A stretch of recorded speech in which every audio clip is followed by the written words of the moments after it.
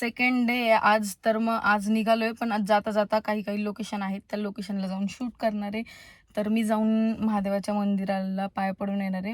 तर तुम्ही vlog continue करा आणि सांगा की कसं वाटलं, नाही का. आणि जेव्हा सॉन्ग येईल म्हणजे बघू आता. माझा पाय ठीक आहे, सर मला बोलतात की कर सॉन्गमध्ये, पण जर मला बेटर वाटलं, ठीक वाटलं तर मी करेल, नाही तर मग नाही. पण त्यांचं सॉन्ग आल्यानंतर ऑफकोर्स शेअर तर मी करेल असतं. त्या टायमिंगला बघा ते सॉन्ग. खूप फनी सॉन्ग आहे. तर म्हणजे तुम्हाला आल्यानंतर ना ते सॉन्ग समजेलच.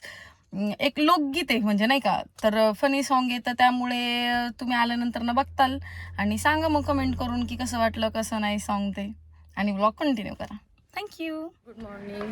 तर आम्ही आहोत हरिहरेश्वर बीच जवळ.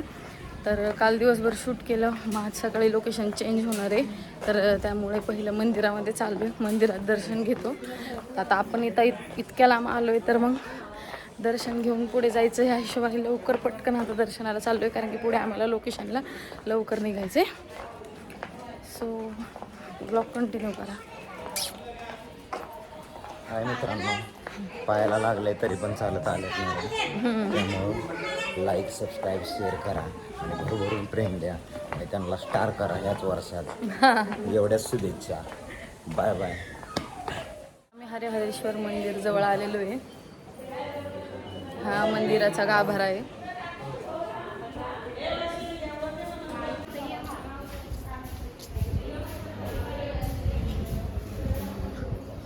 बघू शकता हरिहरेश्वर मंदिर.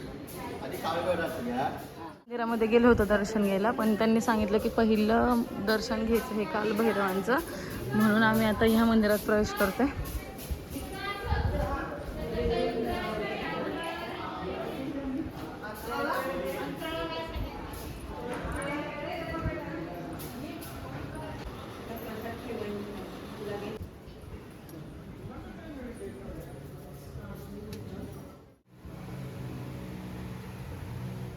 मी मंदिरात दर्शन घेऊन आले आणि जवळच समुद्र आहे, मंदिराच्या खूप जवळ आहे. बघू शकता तुम्ही. तर विशेष आहे की रेग्युलर ज्या आपल्या महादेवाच्या पिंडी असतात त्या तर सर्वांना माहिती आहे, पण इथली महादेवाची पिंड खूप वेगळी आहे, आयत आकृतीची आहे आणि भारी वाटतं दर्शन करताना. खरंच खूप मनाला समाधान भेटतं. मंदिर इथं आहे आणि समुद्र एवढ्या जवळ आहे, खूप जास्त जवळ आहे समुद्र आणि भारी वाटतं. काल आमचं शूट इथंच होतं, तुम्ही पाहिलाच व्लॉग.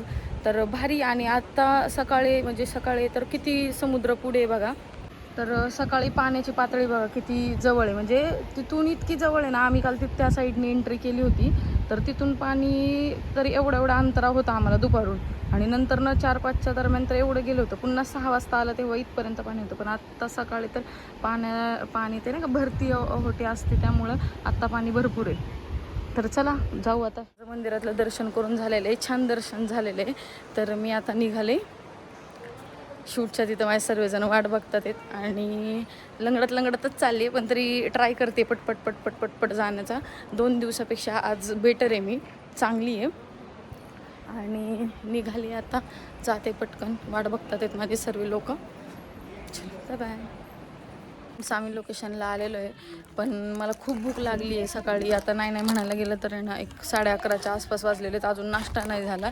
सकाळी लवकर उठली त्यामुळे भरपूर भूक लागली होती. तर मग त्यांचं तिकडं शूट चालू आहे. मी म्हटलं आता इथं वस्ती दिसते काहीतरी, नाही का, घरं वगैरे दिसतात, तर दुकान तर असणार ऑब्व्हियसली.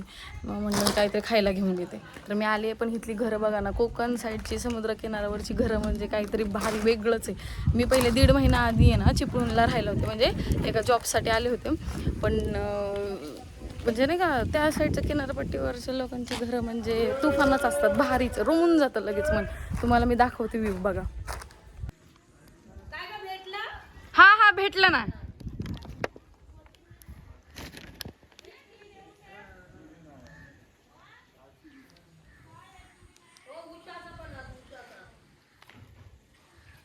तर फ्रेंड्स, मी चिप्स वगैरे खाल्ले आणि त्यानंतर ना म्हणजे तोंडामध्ये गोळी आहे माझ्या अल्पेनलिबे. तर या साईडला समुद्र किनारा आहे आणि ह्या साईडला रोडच्या पलीकडे फक्त घर आहेत म्हणजे. आणि इथं शूट चालू आहे आणि रोडच्या पलीकडे घर आहे. म्हणजे फक्त एवढा मध्ये छोटा गॅप आहे. जर समुद्राचं पाणी भरपूर वाढलं तर ह्यांच्या वाड्या वस्त्यांमध्ये ते पाणी घुसतं. आणि रिअल आहे हे. म्हणजे चिपळूणला तर तुम्हाला माहिती आहे 2 वर्षापूर्वी म्हणजे 2-2.5 वर्षापूर्वी सगळीकडे पूर वगैरे आला होता. तर त्या टायमिंगला चिपळूणला ज्या रूममध्ये म्हणजे आम्ही जेव्हा राहायचो ना, तर त्याच्या सेकंड फ्लोअरपर्यंत तर पाणी गेलं होतं. आणि आम्ही राहिलो होतो 3rd फ्लोअरला. म्हणजे ते चिपळूणला पूरवीर आल्यानंतर 2 महिन्यानंतर मी गेले होते. तर ज्या बिल्डिंगमध्ये मी राहायची ना, तर ती बिल्डिंग पूर्ण म्हणजे सेकंड फ्लोअर आहे ना, पूर्ण असा पाण्याने गढूळ पाण्याने कसा होता भरलेला तसा झाला होता. आणि 3rd फ्लोअरच तेवढा चांगला होता. तर आता आम्ही तिथं राहायचो. ते भूत बिल्डिंग, बंगला नाही पण भूत बिल्डिंग टाईप ती बिल्डिंग वाटायची. इथं समुद्र किनारपट्टी आहे आणि इथं घर आहे. पण खरंच आहे भरती ओहोटी. ते जर समुद्राचं जसं कंटिन्यू चालू असतं तर त्या टायमिंगला आहे ना, ह्यांच्या घरांना भरपूर सारे धोके आहेत. पण तरीसुद्धा इथलं निसर्गरम्य वातावरण छान आहे, त्यामुळे भारी वाटतं. आणि घरांची सिस्टीम पण वेगळी आहे. म्हणजे आपल्या साईडची घरं वेगळी आणि ह्या साईडचे कोकण साईडचे घरं वेगळी. आणि त्यांची जी वीट असते ना, तर आपल्या इथं कसं मातीची वीट बनवली जाते, तर ह्यांच्या इथं तसं नाही आहे. इथं सगळीकडे लाल माती तर ही असते.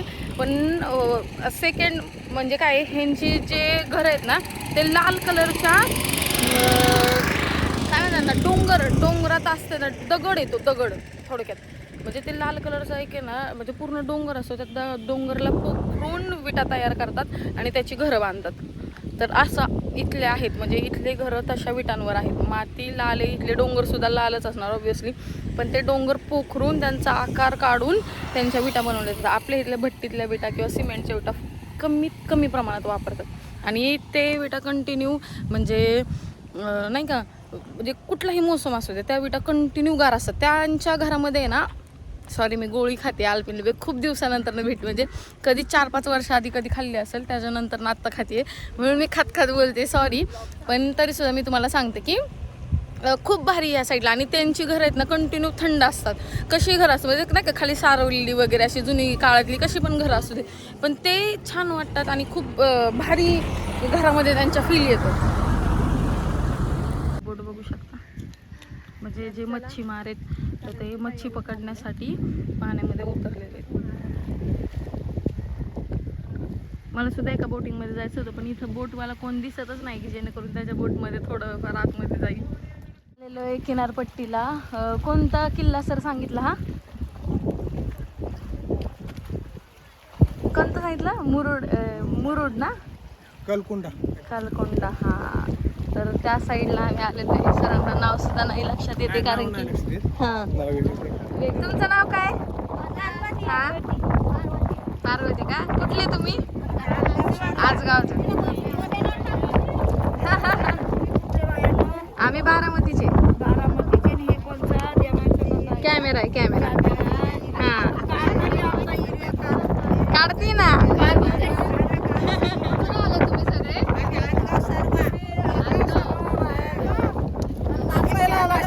फिरायला आले?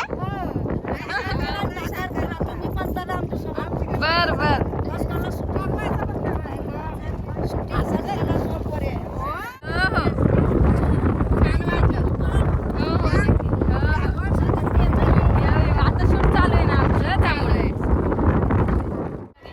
त्यांच्या पैसे जा.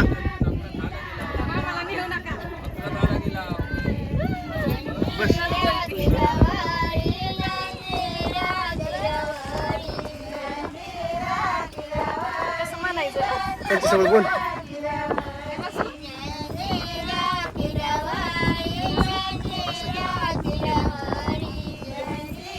शब्द कळत नाहीयेत मला.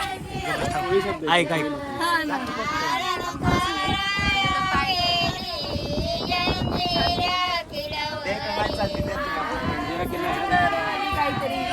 ऐक छान आहे.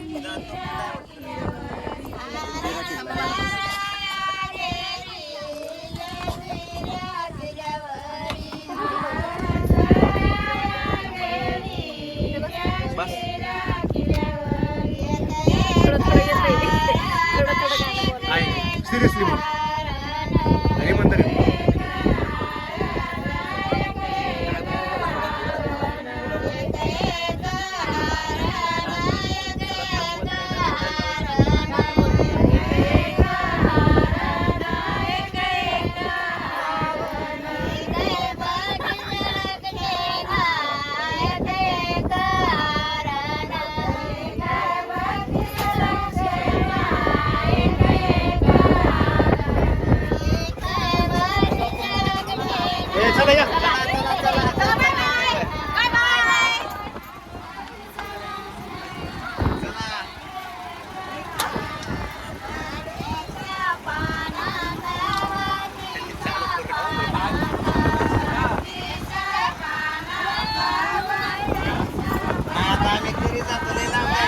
येऊ येऊ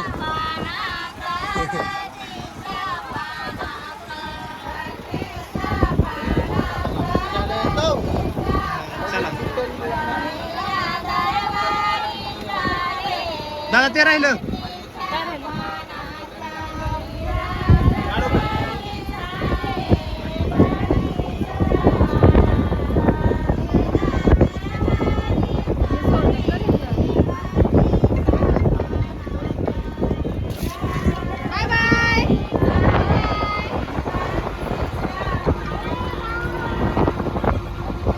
हॅलो काहीतरी भारी काय म्हणताय? वाटलं. हा नाही बरं म्हणता नाही एकच मिनिट फोन लावतो लगेच. मला फोन आलता चालू मला पण जायचंय त्यांच्यासोबत. ओ दादा, मला नेता का एक राऊंड? हे ग बाई. एकदा बसवा ना मला होडीत. हे सर्व उतरलेले आहेत आंबा काढण्यासाठी आणि मला खूप भूक लागली आहे. 1-1:30 वाजत आला तरी अजून नाश्ता सुद्धा नाही झाला, पोटात पाणी सुद्धा नाही आणि गेलेत आंबे काढायला, खायला काढायला. भूक लागली. बराच वेळ गेल्यानंतर ना फायनली आम्ही 1:45 वाजता जेवायला आलेलो. खूप जास्त भूक लागली.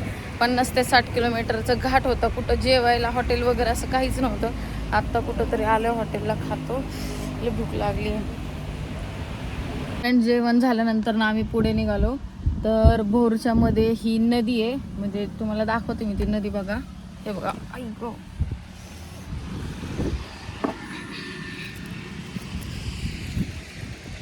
ही नदी आहे. तर ह्या साईडला शूट चालू आहे आणि सर्वजण खाली गेले शूटला. मी गाडीमध्येच बसून राहिली कारण की दिवसभर आणि काल पण नाही का, म्हणजे पाय दुखत असताना सुद्धा मी बरीच फिरले वगैरे. तर आता जरा जास्त पाय वगैरे दुखायला लागला आणि मला झोप पण यायला लागली जेवण झालं ना त्यामुळे.